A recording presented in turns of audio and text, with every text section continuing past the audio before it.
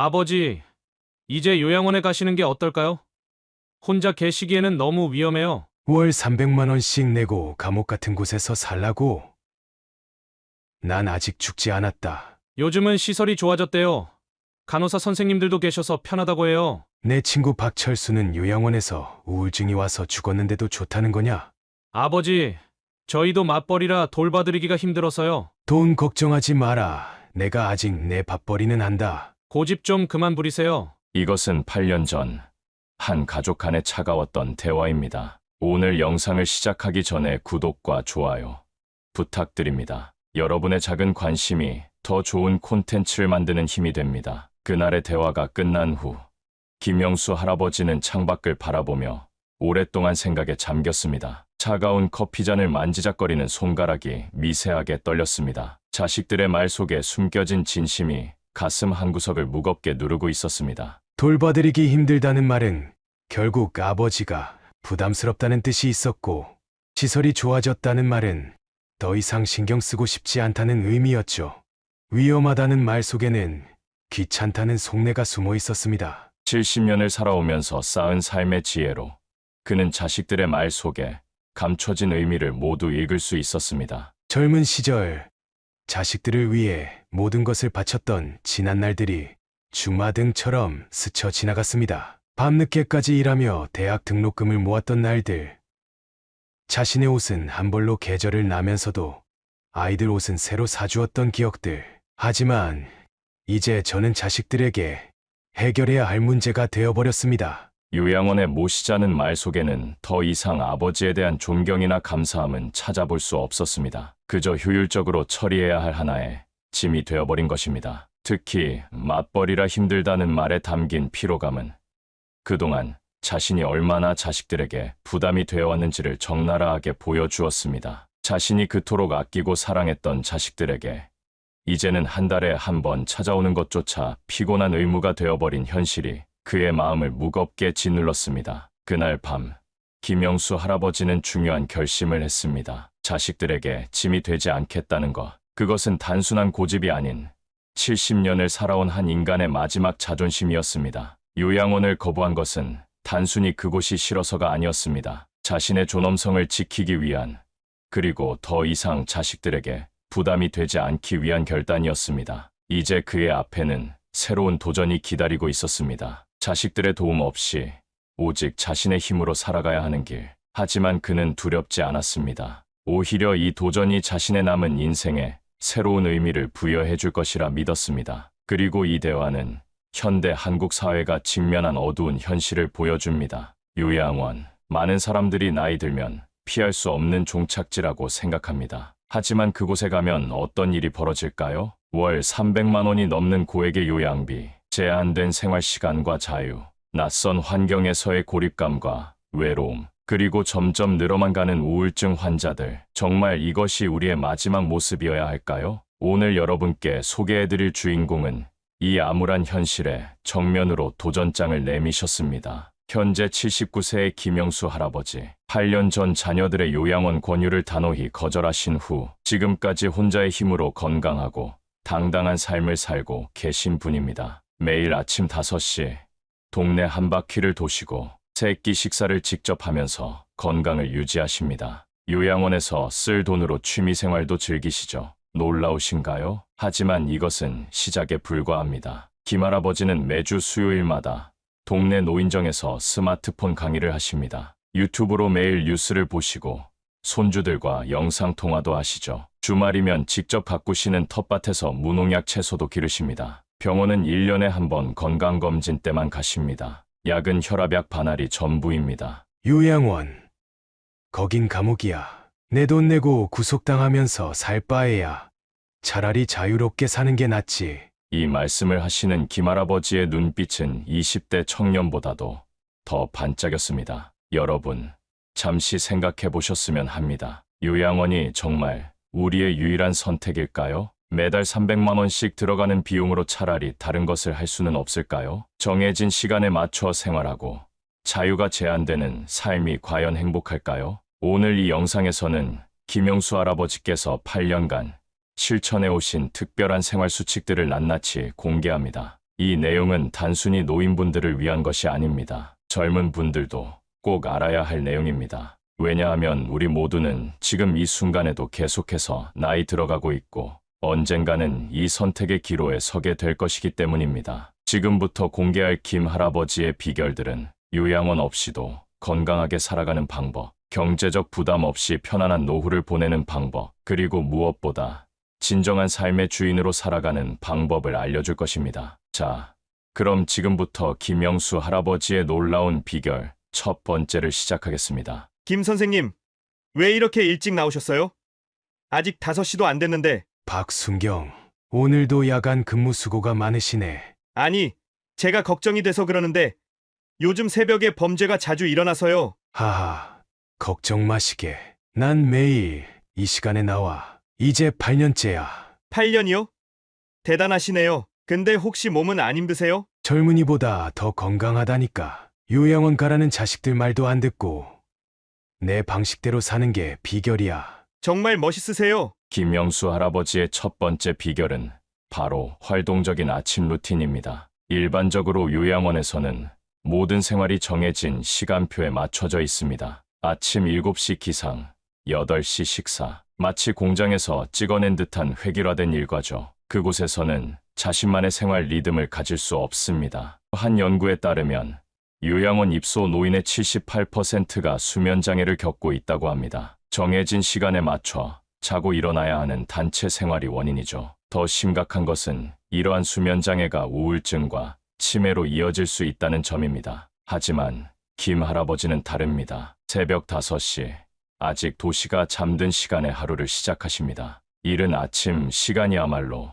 자신만의 황금 시간이라고 하시죠. 새벽에는 방해받지 않고 온전히 나만의 시간을 가질 수 있어. 이 시간만큼은 내가 주인이야. 김 할아버지의 생활 습관은 체계적으로 설계되어 있습니다. 첫째, 기상 직후 37도의 따뜻한 물 한 잔으로 위장을 깨우십니다. 찬물은 위장에 자극을 주고 뜨거운 물은 점막을 손상시킬 수 있기 때문입니다. 둘째, 15분간 관절 스트레칭을 하십니다. 무릎 관절, 어깨 관절, 손목 관절 순서로 진행하시는데 이는 혈액순환을 원활하게 하고 관절 건강을 지키는데 매우 효과적입니다. 셋째, 동네 한 바퀴를 도십니다. 처음에는 10분으로 시작했다가 지금은 30분까지 늘리셨습니다. 이때 중요한 것은 속도가 아닌 지속성이라고 강조하십니다. 무리하면 오래 못 가. 천천히, 꾸준히 하는 게 비결이야. 이런 활동적인 아침 루틴의 효과는 의학적으로도 입증되어 있습니다. 규칙적인 새벽 운동은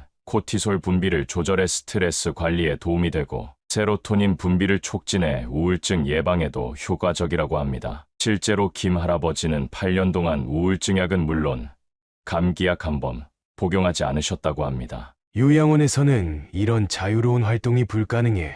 약으로 건강을 관리하지. 하지만 난 운동으로 건강을 지켜. 더 놀라운 것은 이 아침 루틴이 사회적 관계 형성에도 도움이 된다는 점입니다. 매일 같은 시간에 동네를 도시다 보니 자연스럽게 이웃들과 인사를 나누게 됩니다. 순찰 나온 경찰관과도 친분이 생기고 새벽에 문을 여는 가게 주인과도 이야기를 나누죠. 요양원에서 만날 수 있는 사람이 한정되어 있어. 하지만 밖에서는 매일 새로운 사람을 만날 수 있지. 김 할아버지의 이 말씀은 우리에게 중요한 깨달음을 줍니다. 나이가 들었다고 해서 수동적인 삶을 살 필요는 없습니다. 오히려 더 적극적으로, 더 주도적으로 살아갈 수 있습니다. 그리고 그 시작은 바로 아침 시간을 자신의 것으로 만드는 것입니다. 자, 이제 김영수 할아버지의 놀라운 두 번째 비결로 넘어가 보겠습니다. 아버님, 이렇게 매일 장 보러 나오시면 힘드시지 않으세요? 아니, 이게 내 운동이야, 직원 아가씨. 그래도 배달시켜 드시는 게 어떠세요? 요즘은 어르신들 다들 배달시키시던데. 그게 무슨 소리야. 내가 직접 보고 사야 맛있는 걸 고르지. 근데 이렇게 매일 장보기 하시는 분은 처음 봤어요. 그럼 내가 특별하니까. 요양원 가라는 자식들 말도 안 듣고 이렇게 산다니까. 진짜 대단하세요. 저희 할아버지는 요양원 가시고 나서 많이 힘들어 하시는데. 김영수 할아버지의 두 번째 비결은 바로 자립적인 식생활 관리입니다. 요양원에서는 어떤 식사가 제공될까요? 영양사가 계획한 균형 잡힌 식단이라고 하지만 실상은 대량 조리로 인한 싱거운 음식, 매일 비슷비슷한 반찬, 그리고 개인의 입맛은 전혀 고려되지 않는 획일화된 식사가 전부입니다. 한 조사에 따르면 요양원 입소 노인의 67%가 식사에 불만족을 느끼고 있다고 합니다. 더 심각한 것은 이러한 식사 불만족이 영양 결핍으로 이어진다는 점입니다. 실제로 요양원 입소 노인의 45%가 영양 결핍 상태라는 충격적인 통계도 있습니다. 하지만 김 할아버지는 다릅니다. 매일 아침 운동을 마치고 나면 시장이나 마트에 들러 장을 보십니다. 신선한 제철 식재료를 직접 고르고 흥정도 하고 단골 가게 주인과 이야기도 나누시죠. 마트에 오면 내가 산다는 즐거움을 느껴. 이게 바로 삶의 기쁨이야. 김 할아버지의 식생활 관리는 체계적인 지침을 바탕으로 합니다. 첫째, 하루 세 끼를 꼭 직접 요리하십니다. 요리 과정에서 손가락을 움직이는 것이 치매 예방에 도움이 된다고 합니다. 실제로 요리하는 노인의 치매 발병률이 그렇지 않은 노인보다 35% 낮다는 연구 결과도 있습니다. 둘째, 제철 식재료만 고집하십니다. 제철 음식이 영양가도 높고 가격도 저렴하다는 것이 그분의 철학입니다. 비싼 영양제 먹을 돈으로 좋은 식재료를 사는 게 낫지. 셋째, 식사 시간을 정확히 지키십니다. 아침 7시, 점심 12시, 저녁 6시. 규칙적인 식사가 건강의 기본이라고 하시죠. 이런 자립적인 식생활 관리의 효과는 놀랍습니다. 식사를 직접 준비하는 노인은 그렇지 않은 노인에 비해 우울증 발병률이 42% 낮고 인지 기능도 28% 더 높게 유지된다고 합니다. 요양원에서는 밥 먹는 시간조차 자유롭지 않아. 하지만 난 내가 먹고 싶은 걸 내가 먹고 싶을 때 먹을 수 있지. 더 놀라운 것은 이러한 식생활 관리가 경제적으로도 이득이라는 점입니다. 요양원 한 달 식비가 보통 90만 원 정도인데 비해 김 할아버지의 한 달 식비는 50만 원 정도라고 합니다. 게다가 텃밭에서 키우는 채소들 덕분에 실제 지출은 더 적죠. 돈도 아끼고 건강도 지키고 즐거움도 느끼고 이게 바로 내가 선택한 삶의 방식이야. 이 말씀은 우리에게 중요한 깨달음을 줍니다. 나이 들어 혼자 산다고 해서 꼭 불편할 필요는 없습니다. 오히려 더 건강하게, 더 경제적으로, 더 즐겁게 살 수 있습니다. 그리고 그 시작은 바로 자신의 식사를 스스로 책임지는 것입니다. 자, 이제 김영수 할아버지의 세 번째 비결로 넘어가 보겠습니다. 어르신, 이 스마트폰 사용법 좀 가르쳐 주실 수 있으세요? 당연하지. 우리 동네 사람이면 다 가르쳐줘. 근데 할아버지, 어떻게 이렇게 스마트폰을 잘 다루세요? 배우면 되는 거지. 난 유튜브로 매일 공부한다고.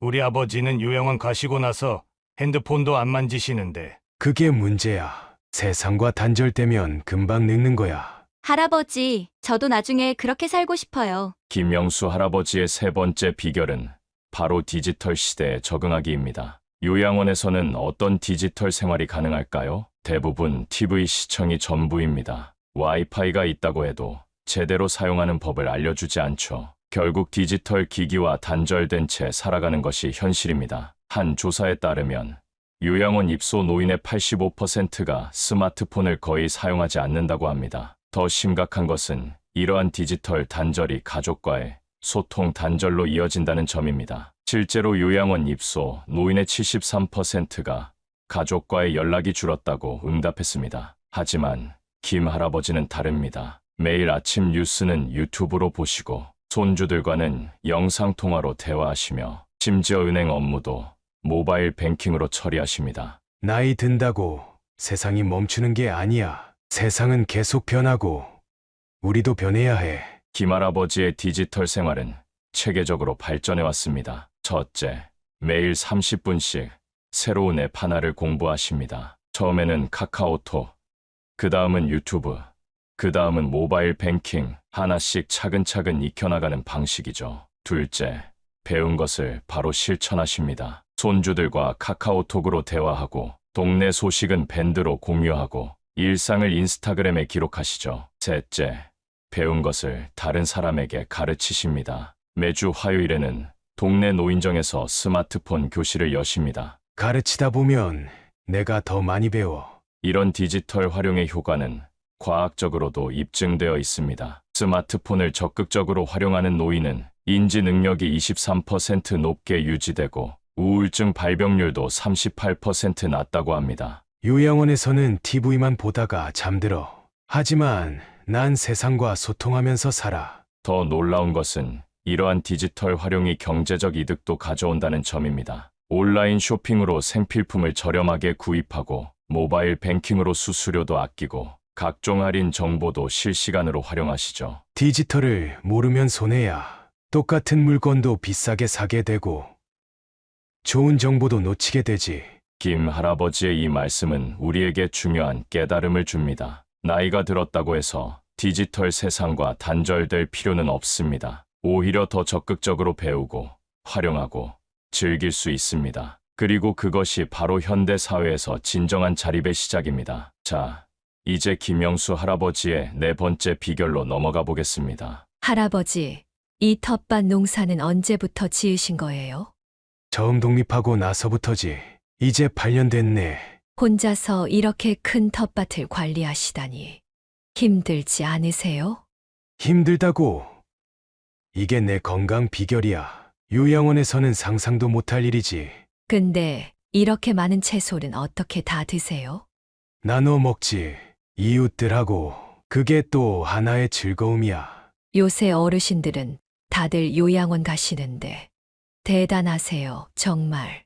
김영수 할아버지의 네 번째 비결은 바로 생산적인 취미 활동입니다. 요양원에서는 어떤 취미 활동이 가능할까요? 대부분 TV 시청이나 간단한 체조가 전부입니다. 가끔 미술 교실이나 음악 교실이 열린다고 해도 그저 시간 때우기 시 프로그램인 경우가 많죠. 한 조사에 따르면 요양원 입소 노인의 82%가 의미 있는 취미 활동을 하지 못하고 있다고 합니다. 더 심각한 것은 이러한 무기력한 생활이 우울증으로 이어진다는 점입니다. 실제로 요양원 입소 노인의 68%가 무료함을 가장 큰 고통으로 꼽았습니다. 하지만 김할아버지는 다릅니다. 30평 규모의 텃밭을 직접 바꾸며 사계절 내내 신선한 채소를 수확하고 이웃들과 나누는 즐거움도 누리십니다. 취미는 그저 시간 때우기가 아니야. 가치를 만들어내는 활동이어야 해.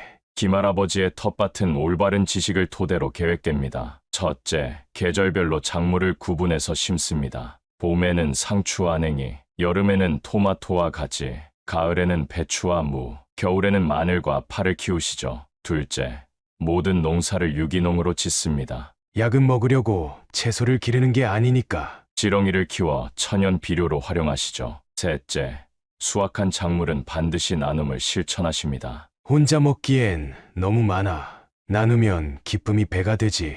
이웃들과의 관계도 자연스럽게 돈독해집니다. 이런 생산적인 취미 활동의 효과는 의학적으로도 입증되어 있습니다. 정기적으로 텃밭을 가꾸는 노인은 신체 활동량이 일반 노인보다 45% 많고 우울증 발병률은 52% 낮다고 합니다. 요양원에서는 누워서 시간만 보내. 난 매일 땀 흘리며 살아있음을 느끼지. 더 놀라운 것은 이러한 취미 활동이 경제적 이득도 가져온다는 점입니다. 월 300만 원이 넘는 요양원 비용 대신 텃밭에서 나는 채소로 식비를 절약하고 판매까지 해서 용돈도 버십니다. 작년에는 들깨를 팔아서 손주 용돈도 줬어. 이게 얼마나 뿌듯한 일인 줄 알아? 김할아버지의 이 말씀은 우리에게 중요한 깨달음을 줍니다. 나이 들어서도 생산적인 활동은 가능합니다. 오히려 더 여유롭게, 더 즐겁게, 더 가치 있는 일을 할 수 있습니다. 그리고 그것이 진정한 노후의 행복을 만드는 비결입니다. 자, 이제 김영수 할아버지의 다섯 번째 비결로 넘어가 보겠습니다. 김 선생님, 오늘도 동네 청소하세요? 그럼 매주 금요일은 우리 동네 청소하는 날이야. 어르신 나이에 이런 봉사활동을 대단하세요. 봉사라니, 이게 내 건강 비결이야. 내가 살고 있는 동네인데. 근데 요즘은 다들 요양원 가시던데 힘들지 않으세요? 요양원. 거긴 죽으러 가는 곳이야. 난 아직 세상에 할 일이 많아. 할아버지, 정말 멋있으세요.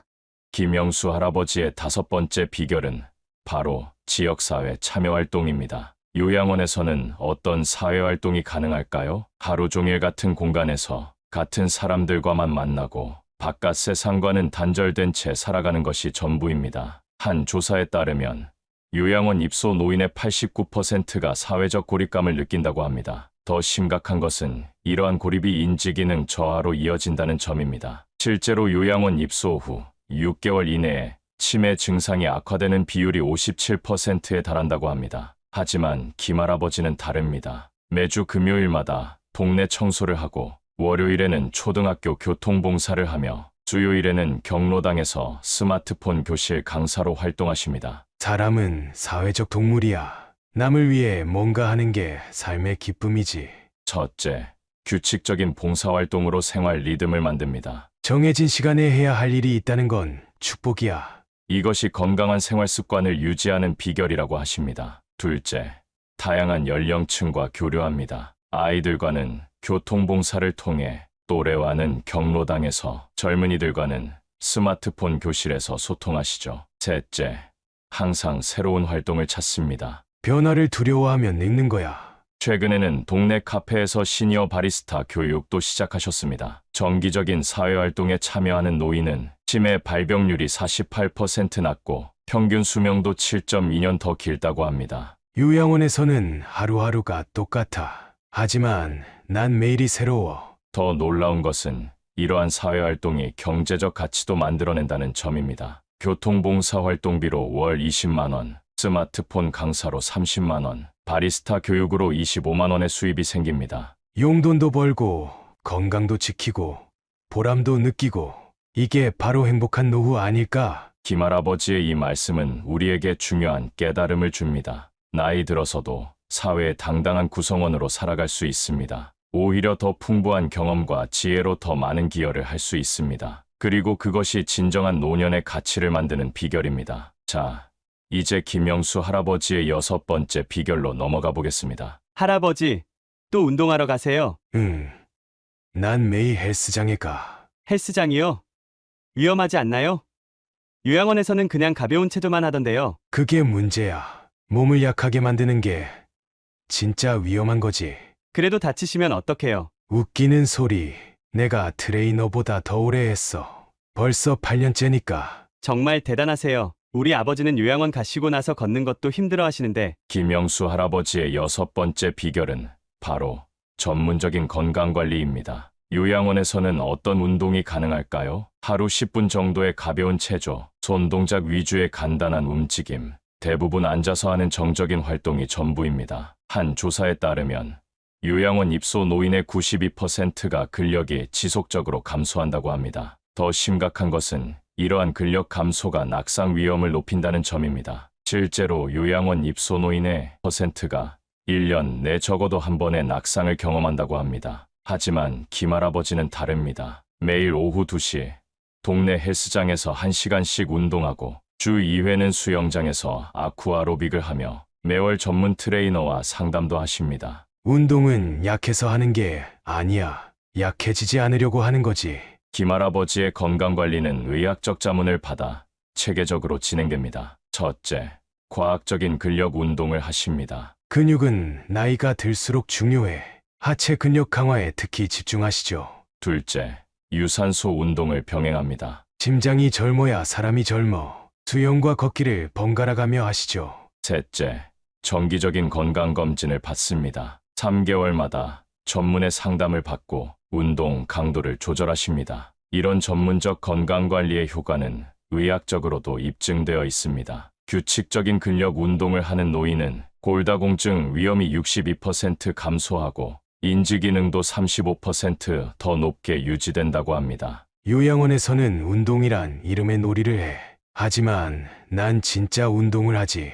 더 놀라운 것은 이러한 건강관리가 경제적으로도 이득이라는 점입니다. 요양원의 의료비가 월 평균 150만 원인데 비해 김할아버지의 건강관리 비용은 헬스장 회원권 5만 원, 수영장 이용료 8만 원, 트레이너 상담료 10만 원으로 총 23만 원입니다. 건강할 때 돈 조금 쓰는 게 나중에 큰 병 나서 수천만 원 쓰는 것보다 낫지.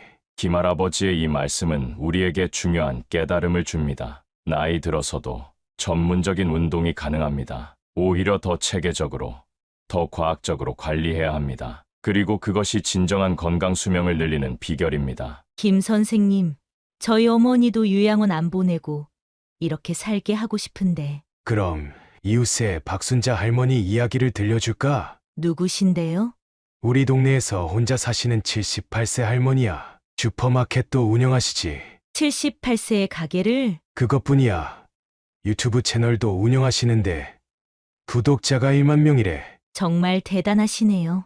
지금까지 우리는 김영수 할아버지의 6가지 놀라운 비결을 알아보았습니다. 그런데 이런 분들이 더 계시다는 사실 알고 계셨나요? 전국에는 이미 수많은 자립적 시니어들이 있습니다. 대구의 박순자 할머니는 25년째 슈퍼마켓을 운영하면서 할매 장보기 이야기라는 유튜브 채널도 운영하고 계십니다. 젊은 세대와 소통하는 법을 배우고 디지털 시대에 적응하신 거죠. 부산의 이정숙 할머니는 은퇴 후 취미로 시작한 도예를 이제는 전문 작가 수준으로 발전시켜 전시회도 여시고 지역문화센터에서 강사로도 활동하십니다. 이분들의 공통점은 무엇일까요? 첫째, 절대 나이를 한계로 생각하지 않았다는 것. 둘째, 자녀에게 의존하지 않고 스스로의 삶을 개척했다는 것. 셋째, 새로운 도전을 두려워하지 않았다는 것입니다. 특히 주목할 점은 이분들 모두 처음부터 특별했던 것이 아니라는 사실입니다. 박순자 할머니는 처음에 카카오톡도 못하셨지만 손주의 도움으로 하나씩 배우기 시작했습니다. 이정숙 할머니는 처음 도예를 시작했을 때 흙을 만지는 것조차 어려워하셨죠. 나이 들어서도 못할 건 없어. 다만 시작하는데 용기가 필요할 뿐이지. 이제 마지막으로 자립적인 노후를 위한 구체적인 준비 방법을 알려드리겠습니다. 자립적인 노후 준비.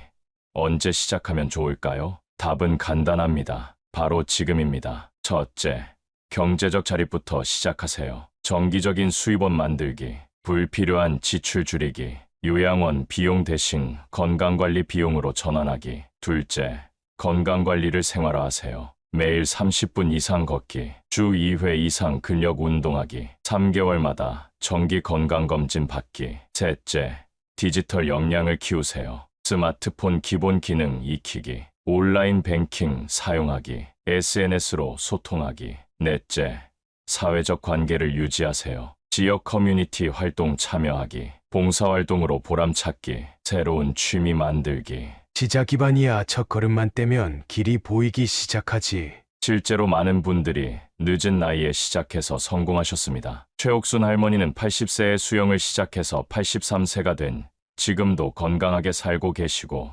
임철수 할아버지는 83세에 스마트폰을 배워 지금은 2만 명 구독자의 인스타 셀럽이 되셨으며, 강미자 할머니는 82세에 시작한 텃밭 가꾸기로 지금은 로컬 푸드 장터의 단골 판매자가 되셨습니다. 요양원이 정답이라고.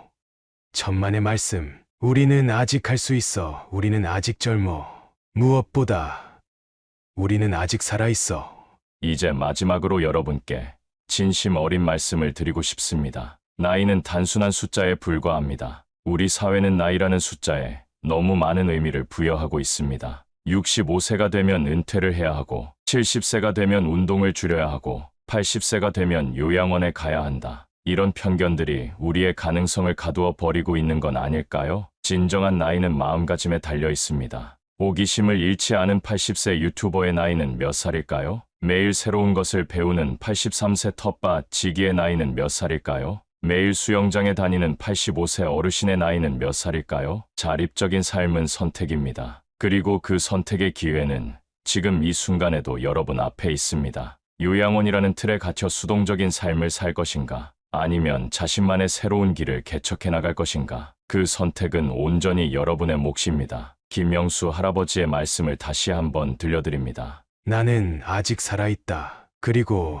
나는 아직 할 수 있다. 여러분도 할 수 있습니다. 지금 이 순간 작은 변화를 시작하세요. 아침 산책을 시작하는 것도 좋고, 스마트폰 하나 배우는 것도 좋습니다. 텃밭을 가꾸기 시작하는 것도, 봉사활동을 시작하는 것도 좋습니다. 중요한 것은 시작하는 것입니다. 그리고 그 시작에는 늦은 때가 없습니다. 오늘 이 영상이 여러분의 새로운 시작이 되길 바랍니다. 여러분의 도전을 응원하겠습니다. 지금까지 긴 영상 시청해 주셔서 진심으로 감사드립니다. 이 영상이 도움이 되셨다면 구독과 좋아요 부탁드립니다. 그리고 댓글로 여러분의 생각과 경험도 꼭 들려주세요. 여러분의 이야기가 또 다른 분들에게 희망이 될 수 있습니다. 다음 영상에서는 더 유익한 정보로 찾아뵙겠습니다. 끝까지 시청해 주셔서 감사합니다. 구독자 여러분의 황금빛 인생을 응원하겠습니다. 행복한 하루 되세요.